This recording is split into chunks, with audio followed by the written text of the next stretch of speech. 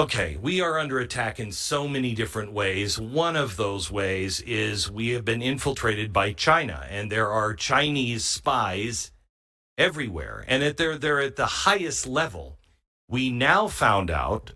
We now find out that we have Kathy Hochul's assistant, the governor of California, high level advisor, has been being paid by the Chinese government to help them out. How much is your citizenship worth? How much would you sell your country out for? Peter Schweizer is here to tell us any details that he has. He's been following the Chinese infiltration for a very long time.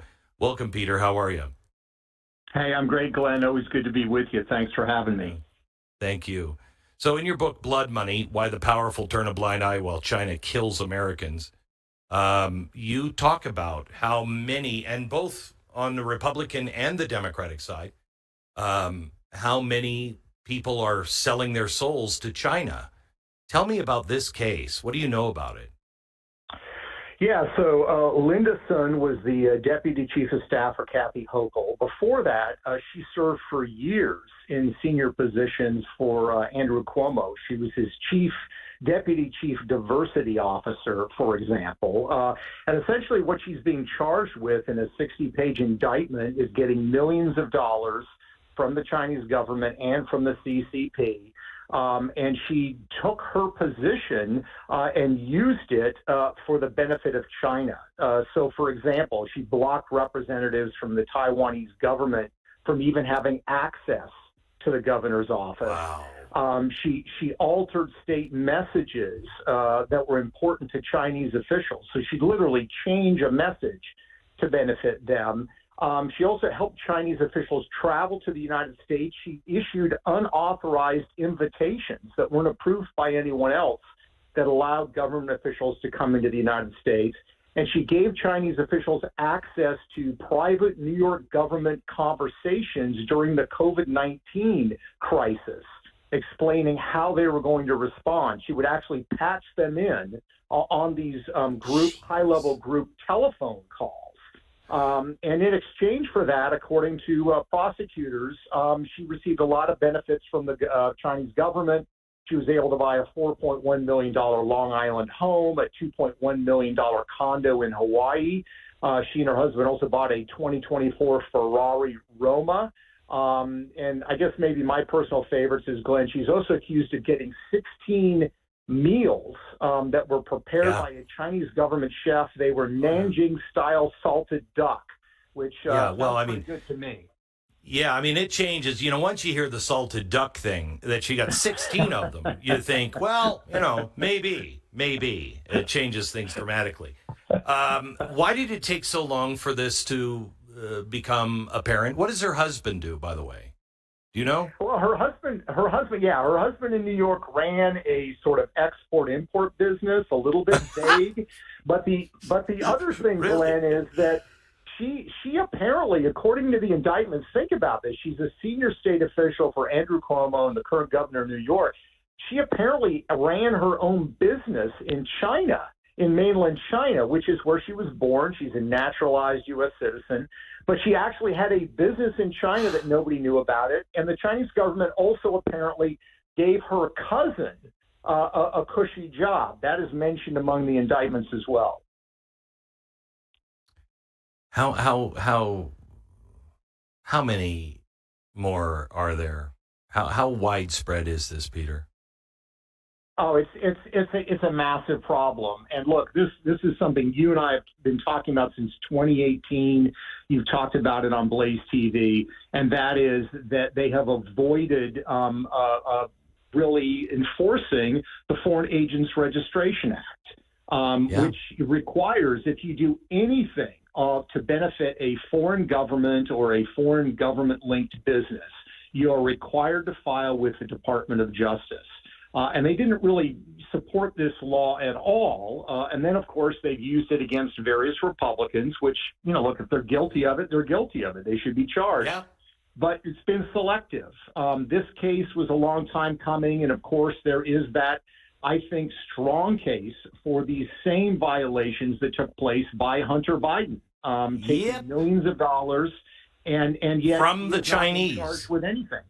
Yeah. Correct. Yep. Correct. By the Chinese, by the Ukrainians, by the Romanians, by the Russians. I think you could make a fair case in every one of those instances when it relates to Hunter Biden. And the Department of Justice now, in their tax case against Hunter Biden, has even said that he was running a foreign influence peddling scheme, but he has yet to be charged under this Foreign Agents Registration Act, which is what Melinda's son has now been charged with. And he got more than salted duck. Well, maybe. I mean, I saw some of the videos. He might have. Anyway, let's move on. Peter, I can't thank you enough for all of the work that you have done. My mood never improves after talking to you. But I'm appreciative of the knowledge. Can I get a read from you on how optimistic are you that we can turn things around with this election?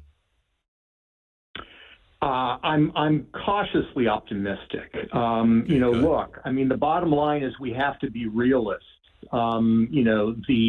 The reminder here is that we don't want to be optimistic because you're naive, but you don't want to be pessimistic because then you just give up all hope.